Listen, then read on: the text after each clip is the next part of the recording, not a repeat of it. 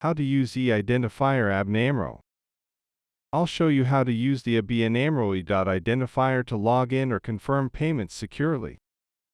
Press the OK button on your e-identifier device. You'll see a prompt to select either login or sign. Choose the one you need. Insert your ABN AMRO debit card into the e-identifier with the chip facing up. Enter your PIN code on the device and press OK. On your computer or mobile screen, you'll see a challenge code. Type this code into the e-identifier. It will generate a response code. Enter the response code into your online banking screen. This will log you in or authorize your payment instantly.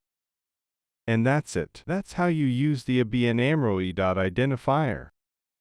If you need more information, please contact ABN AMRO Customer Service. ABN AMRO Customer Service will provide solutions to all your problems. Thanks for watching.